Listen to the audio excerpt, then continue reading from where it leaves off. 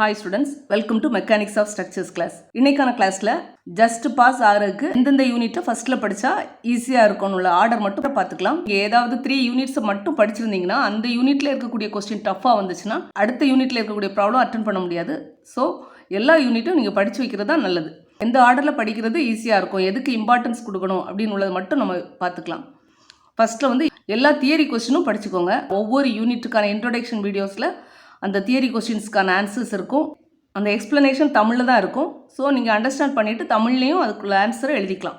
ப்ராப்ளம்ஸை பொறுத்தவரை ஃபஸ்ட்டில் unit 3 choose பண்ணிக்கோங்க. யூனிட் 3ல் continuous beam by theorem of 3 moment method. அந்த யூனிட்டில் bending moment diagram and shear force diagram வரைய சொல்லியிருக்காங்க. அட்லீஸ்ட் பெண்டிங் மொமெண்ட் டயக்ராம் வரையாவது படிச்சுக்கோங்க. ஷியர் ஃபோர்ஸ் டயக்ராமும் ஈஸி தான். அதில் இருக்கக்கூடிய கால்குலேஷன்ஸை விட லோட் டயக்ராமை யூஸ் பண்ணியே ஷியர் ஃபோர்ஸ் டயக்ராம் வரைஞ்சிக்கலாம். ஸோ அதுவும் ஈஸி தான். இப்போ பெண்டிங் மொமெண்ட் டயக்ராம் வரைகிறதுக்கு அதில் 2 ப்ராப்ளம் தான் அப்லோட் பண்ணியிருக்கோம். அதாவது மெக்கானிக்ஸ் ஆஃப் ஸ்ட்ரக்சர்ஸ்க்கான பிளேலிஸ்ட்டில் பார்த்தீங்கன்னா ப்ராப்ளம் நம்பர் 1 and 3 இருக்கும். ஆனால் 2 ப்ராப்ளம் தான். 2 டைப்ஸ் ஆஃப் ப்ராப்ளம்ஸ் தான் உங்களுடைய சிலபஸில் இருக்கிறதுனால அந்த 2 ப்ராப்ளம் மட்டும்தான் அந்த யூனிட்டில் நீங்கள் படிக்கணும். படித்து வச்சுருந்தீங்கன்னா கண்டிப்பாக அட்டன் பண்ணிக்கலாம். That is 2 span beam with both ends simply supported and 2 span beam with one end fixed and other end simply supported. அதில் தியரம் ஆஃப் 3 மொமெண்ட்டுக்கான ஃபார்முலா படித்து வச்சுக்கோங்க. அந்த ஃபார்முலாவில் பார்த்தீங்கன்னா லெஃப்ட் சைடில் இருக்கக்கூடிய terms that is MA, MB, MC தான் 2 ஃபைண்டில் வரும். அண்ட் L1, L2 எல்லாமே கிவன் டேட்டாவில் வந்துடும். ரைட் சைடில் இருக்கக்கூடிய 6AX bar divide by L இந்த டேர்முக்கான வேல்யூ மட்டும் நீங்கள் படித்து வச்சுருந்தீங்கன்னா ஈஸியாக இந்த ப்ராப்ளம்ஸும் ஒர்க் அவுட் பண்ணிக்கலாம். 3 கண்டிஷன்ஸில் இந்த வேல்யூ படித்து வச்சுருக்கணும். That is for central point லோடுக்கு 3/8 WL2, UDL throughout the பீமுக்கு WL³ divide by 4 and non central point லோடுக்கு WA divide by L into L² minus A². இந்த 3 ஃபார்முலா மட்டும் நீங்கள் படித்து வச்சுருந்தீங்கன்னா இந்த யூனிட்டில் இருக்கக்கூடிய ப்ராப்ளம் ஈஸியாக ஒர்க் அவுட் பண்ணிக்கலாம். சப்போஸ் ஃபார்முலா படிக்கிறதுக்கு கஷ்டமாக இருந்துச்சுன்னா சென்ட்ரல் பாயிண்ட் லோடுக்கான பெண்டிங் மொமெண்ட் டயக்ராம் வரைஞ்சிக்கோங்க. அதில் maximum bending moment WL/4 then 6AX bar divide by Lக்கான வேல்யூஸை இதில் சப்ஸ்டியூட் பண்ணி கால்குலேட் பண்ணிக்கலாம். தட் இஸ் 6 இன்ட்டு ட்ரையாங்கிளுக்கான area of into WL/4 into L into X பார்க்கான distance L/2 divide by L.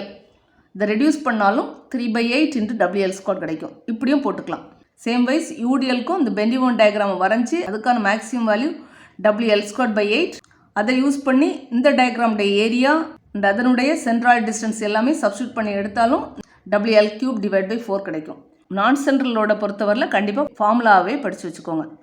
இந்த 3 ஃபார்முலாவும் நீங்கள் படித்து வச்சுருந்தீங்கன்னா இந்த யூனிட் ஈஸியாக அட்டன் பண்ணிக்கலாம். நெக்ஸ்ட் நீங்கள் சூஸ் பண்ண வேண்டியது யூனிட் 5 தட் இஸ் காலம் அண்ட் ஸ்ட்ரட்ஸ். இதில் எல்லா ஃபார்முலா மட்டும் படிச்சிருந்தா போதும். ஆல்ரெடி காலம்ஸ் அண்ட் ஸ்ட்ரட்ஸ்க்கான வீடியோவில் இந்த பேஜ் இருக்கும். எல்லா ஃபார்முலாவும் நீங்கள் படிச்சிட்டிங்கன்னா டைரக்ட் சப்ஸ்டியூஷனில் இந்த ப்ராப்ளம் ஒர்க் அவுட் பண்ணிக்கலாம். அதில் அப்லோட் பண்ணியிருக்கக்கூடிய அத்தனை ப்ராப்ளம் மட்டும் நீங்கள் படிச்சிருந்தா போதும். எக்ஸ்ட்ரா 2 ஃபார்முலா எழுதியிருக்கிறோம். That is area of rectangular section equal to B into D and moment of inertia of rectangular section I is equal to BD³ divided by 12. மீதி ஃபார்முலா ஆல்ரெடி பார்த்துருக்கோம், நீங்கள் ரெஃபர் பண்ணிக்கோங்க. So second choose பண்ண வேண்டியது 5th unit தான். Next நீங்கள் choose பண்ண வேண்டியது யூனிட் 2. அதில் fixed beams by area moment method. கொஞ்சம் பெரிய ப்ரொசீஜராக இருக்கும். அதாவது ஃபஸ்ட்டில் free bending moment that is span bending moment calculate பண்ணி அதனுடைய ஏரியா அண்ட் அதனுடைய சென்ட்ராய்டு டிஸ்டன்ஸ் அது கால்குலேட் பண்ணுவோம். நெக்ஸ்ட் ஃபிக்ஸட் எண்ட் மொமெண்ட்டை அசியூம் பண்ணி தென் ஈக்குவேஷன் சால்வ் பண்ணி எடுக்கிறாப்புல இருக்கும். அதுதான் ப்ரொசீஜர். அந்த யூனிட்டில் இருக்கக்கூடிய ஃபஸ்ட்டு 3 ப்ராப்ளம்ஸ் மட்டும் நீங்கள் அந்த ப்ரொசீஜரில் படிச்சுக்கோங்க. தட் இஸ் அது எக்ஸ்பிரஷன்ஸ் தான். நியூமரிக்கல் வேல்யூ இல்லாமல் ஜஸ்ட் W அண்ட் L தான் கொடுத்துருப்பாங்க. அந்த கண்டிஷனில் இருக்கக்கூடிய ப்ராப்ளம்ஸ் தான் ஃபஸ்ட்டு 4 ப்ராப்ளம்ஸ். நீங்கள் அதில் ஃபஸ்ட்டு 3 ப்ராப்ளம்ஸாவது படிச்சுக்கோங்க. தென் நெக்ஸ்ட்டில் வரக்கூடிய அதாவது தட் இஸ் ப்ராப்ளம் நம்பர் 5, 6, 7 அந்த ப்ராப்ளம்ஸ் எல்லாமே நியூமரிக்கல் வேல்யூ இருக்கக்கூடிய ப்ராப்ளம்ஸ் தான். அது சேம் ப்ரொசீஜரில் போகாமல் சிம்பிளாகவே நீங்கள் முடிச்சுக்கலாம். தட் இஸ் 3rd யூனிட்டுக்காக ஸ்பேன் மொமெண்ட்டுக்கான ஃபார்முலா நீங்கள் கண்டிப்பாக படிச்சிருப்பீங்க. That is WL/4 and fixed end மொமெண்ட்டுக்கான ஃபார்முலாவும் நீங்கள் படிச்சிட்டிங்கன்னா டைரெக்டாக சப்ஸ்டியூட் பண்ணி எடுத்தால் போதும். தட் இஸ் 2 ஸ்டெப்பாகவே அந்த ப்ராப்ளம்ஸை முடிச்சுக்கலாம். கான்சன்ட்ரேட்டட் லோடாக இருக்கும்போது ஸ்பேன் மொமெண்ட்டுக்கான ஃபார்முலா WL/4 அண்ட் அதனுடைய பெண்டிங் மொமெண்ட் டயக்ராம் ட்ரையாங்குலர் ஷேப்பில் இருக்கும். அந்த வேல்யூவை அந்த டாப்பில் போட்டுக்கோங்க. தென் செகண்ட் ஸ்டெப்பில் ஃபிக்ஸட் எண்ட் மொமெண்ட்டுக்கான ஃபார்முலா படித்து வச்சுருந்தீங்கன்னா டைரெக்டாக சப்ஸ்டியூட் பண்ணிக்கோங்க. WL/8 போட்டு கால்குலேட் பண்ணி கண்டிப்பாக அது ரெக்டாங்குலர் ஷேப்பில் இருக்கும். ரெக்டாங்குலர் ஷேப்பில் அதுக்கு மேலே வரைஞ்சி ஓவர்லேப் ஆகக்கூடிய போர்ஷன்ஸை விட்டுட்டு ரிமைனிங் போர்ஷனை ஷேட் பண்ணிங்கன்னா பெண்டிங் மொமெண்ட் டயக்ராம் கிடச்சிரும். சேம் வைஸ் யூடிஎல்லாக இருக்கும்போதும் ஃபஸ்ட்டு ஸ்டெப்பில் ஸ்பேன் மூமெண்ட் கால்குலேட் பண்ணுங்கள். WL²/8 தான் ஃபார்முலா, ஆல்ரெடி படித்த ஃபார்முலா. அண்ட் அதுக்கான டயக்ராம் பாரபோலிக் ஷேப்பில் இருக்குது. செகண்ட் ஸ்டெப்பில் ஃபிக்ஸட் அண்ட் மொமெண்ட்னு போட்டு ஃபார்முலா படித்து வச்சுருந்தீங்கன்னா WL²/12 போட்டு ஆன்சர் எடுத்துகிட்டு ரெக்டாங்குலர் ஷேப்பில் டயக்ராமை போட்டுக்கோங்க. ஸோ அதுவும் ஈஸியாக தான் இருக்கும். சேம் வைஸ் 1/3 பாயிண்ட்ஸில் 2 கான்சன்ட்ரேட்டட் லோட்ஸ், தட் இஸ் ரெண்டுமே ஈக்குவல் கான்சன்ட்ரேட்டட் லோடாக இருக்கும்போது ஸ்பேன் மொமெண்ட் வந்து WL/3 இந்த ஃபார்முலாவும் படிச்சுக்கோங்க. இப்போது ஃபிக்ஸட் அண்ட் மொமெண்ட் வந்து 2WL/9. இப்போ டயக்ராமும் அதுக்கேற்றபடி வரைஞ்சிக்கோங்க. ஃபோர்த் கண்டிஷன் வந்து நான் சென்ட்ரல் கான்சன்ட்ரேட்டட் லோட். இதுக்கான span moment WAB/L.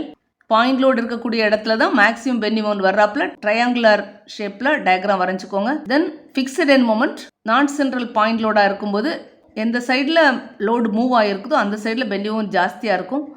therefore fixed end moment MA is equal to WAB²/L². Right handle WA²B/L². இந்த ஃபார்முலாவும் படித்து வச்சுருந்தீங்கன்னா 2 ஸ்டெப்லேயே இந்த ப்ராப்ளம்ஸை ஒர்க் அவுட் பண்ணி முடிச்சிடலாம். ஆக்சுவலாக அதனுடைய மெத்தட் வந்து பெரிய ப்ரொசீஜர் தான். ஃபார்முலா படித்து வச்சுருந்து இந்த 2 ஸ்டெப்லேயே நீங்கள் ஆன்சர் கொண்டு வந்தாலுமே மார்க் கொடுத்துருவாங்க. நெக்ஸ்ட் யூனிட் வந்து நீங்கள் யூனிட் 4 சூஸ் பண்ணிக்கோங்க. Portal frames by moment distribution method. இந்த செகண்ட் யூனிட்டுக்கும் ஃபோர்த் யூனிட்டுக்கும் ஒரு கனெக்ஷன் இருக்குது.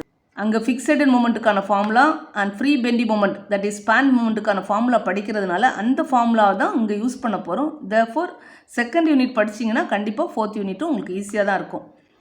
ஃபஸ்ட்டில் போர்ட்டல் ஃப்ரேமில் இருக்கக்கூடிய ஒவ்வொரு மெம்பரையும் ஃபிக்ஸட் பீமாக கன்சிடர் பண்ணி செகண்ட் யூனிட்டில் படித்த அதே ஃபார்முலா தான் இங்கே யூஸ் பண்ண போகிறோம். தென் டிஸ்ட்ரிபியூஷன் ஃபேக்டர் கால்குலேட் பண்ணணும். அதுவும் அந்த ப்ரொசீஜரில் இருக்குது, படிச்சுக்கோங்க. 2 வேல்யூஸும் யூஸ் பண்ணி மொமெண்ட் டிஸ்ட்ரிபியூஷன் மெத்தடுக்கான டேபிள் போட்டு அதில் சப்போர்ட் மொமெண்ட்ஸை கால்குலேட் பண்ணிக்கோங்க. உங்களுக்கு சிம்பிளாக தான் கேட்பாங்க. இல்லை ஃபஸ்ட்டு சைக்கிளே உங்களோட ஆன்சர் கிடைக்கிறாப்புல தான் கொஸ்டின் இருக்கும். அதனால் ஜஸ்ட் அதை படிச்சிங்கன்னா ஈஸியாக இருக்கும். சப்போர்ட் மொமெண்ட்ஸை யூஸ் பண்ணி பெண்டி மொமெண்ட் டயக்ராம் இந்த போர்ட்டல் ஃப்ரேமுக்கு வரைஞ்சிக்கணும். தென் ஃப்ரீ மொமெண்ட், அதாவது ஸ்பேன் மொமெண்ட், அதுவும் ப்ரீவியஸில் படித்த அதே ஃபார்முலா தான் இங்கே யூஸ் ஆகுது. மோஸ்ட்லி அந்த 3 கேசஸ் தான் இங்கேயும் கேட்பாங்க. therefore அதே ஃபார்முலா ப்ரீவியஸ் யூனிட்டில் படித்த அதே ஸ்பேன் மொமெண்ட்ஸ்க்கான ஃபார்முலா தான் இங்கேயும் யூஸ் பண்ணுவீங்க. அந்த வேல்யூஸை யூஸ் பண்ணி பெண்டி மொமெண்ட் டயக்ராம் வரைஞ்சிக்கலாம். ஓவர்லாப் ஆகக்கூடிய அந்த போர்ஷன்ஸை விட்டுட்டு ரிமைனிங் போர்ஷன் ஷேட் பண்ணி வரைஞ்சிக்கோங்க. லாஸ்ட்டில் தான் யூனிட் 1 எழுதியிருக்கு. சப்போஸ் நீங்கள் செகண்ட் யூனிட்டும் ஃபோர்த் யூனிட்டும் கஷ்டமாக இருந்துச்சுன்னா லாஸ்ட்டில் தான் யூனிட் 1 எழுதியிருக்கேன். ஸ்லோப் அண்ட் டிஃப்ளெக்ஷன் நீங்கள் தரவாக இருக்கீங்கன்னா ஸ்லோப் அண்ட் டிஃப்ளெக்ஷனை ஃபஸ்ட்லேயே சூஸ் பண்ணிக்கலாம். செகண்ட் யூனிட் படிச்சிங்கன்னா ஃபோர்த் யூனிட் உங்களுக்கு ஈஸியாக தான் இருக்கும். அதர்வைஸ் நெக்ஸ்ட் வந்து யூனிட் 1 எழுதியிருக்கிறோம், ஸ்லோப் அண்ட் டிஃப்ளெக்ஷன். அதில் வந்து இங்கேயும் இதுவும் இந்த யூனிட்டும் ஈஸியாக தான் இருக்கும். ஆனால் அதில் cantilever beam, simply supported beam அதெல்லாம் வர்றதுனால தான் அதை லாஸ்ட்டில் வச்சுருக்கு. இதுவரை படித்தது எல்லாமே நீங்கள் சிம்பிளி சப்போர்ட்டட் பீம் தான் மோஸ்ட்லி வர்றாப்பில் இருக்கும். இதில் கேன்டிலிவரம் இருக்கிறதுனால தான் நான் லாஸ்ட்டில் கொண்டு வந்திருக்கேன். மற்றபடி இந்த யூனிட்டும் ஈஸி தான். இதை தரவாக படிச்சிருக்கிறவங்க இதை ஃபஸ்ட்டு சாய்ஸாகவும் வச்சுக்கலாம். இங்கேயும் மேக்ஸிமம் ஸ்பேன் மொமெண்ட்ஸ் கால்குலேட் பண்ணி பெண்டி மொமெண்ட் டயக்ராம் வரைஞ்சிக்கணும். தென் அந்த டயக்ராமுடைய ஏரியாவும் அந்த டயக்ராமுடைய ஏரியா அண்ட் எக்ஸ் பார் எல்லாமே கால்குலேட் பண்ணிட்டீங்கன்னா தீட்டா அண்ட் ஒய் கால்குலேட் பண்ணுறதுக்கு ஈஸியாக இருக்கும். ஸோ எல்லா யூனிட்டுமே நீங்கள் கொஞ்சம் எல்லா யூனிட்டுமே டச் பண்ணால் தான் உங்களுக்கு பாஸ் பண்ணுறதுக்கு ஈஸியாக இருக்கும். ஜஸ்ட் 3 யூனிட்ஸை மட்டும் படிச்சுட்டு போகாதுங்க. ஜஸ்ட் ஏதாவது 3 யூனிட்ஸ் மட்டும் வேணும் அப்படின்னு நினைக்காதுங்க. எல்லா யூனிட்ஸுமே படிச்சுக்கோங்க. இந்த வீடியோவும் உங்களுக்கு யூஸ்ஃபுல்லாக இருக்கும்னு நினைக்கிறேன். நம்ம சேனலில் இருக்கக்கூடிய ப்ராப்ளம்ஸ் எல்லாமே அண்டர்ஸ்டாண்ட் ஆகியிருக்கு. நம்ம சேனலில் இருக்கக்கூடிய ப்ராப்ளம்ஸ் எல்லாமே அண்டர்ஸ்டாண்ட் ஆகுது.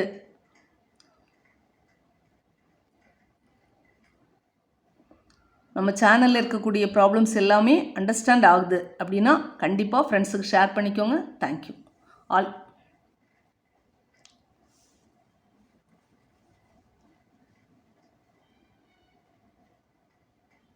கண்டிப்பாக ஃப்ரெண்ட்ஸுக்கு ஷேர் பண்ணிக்க.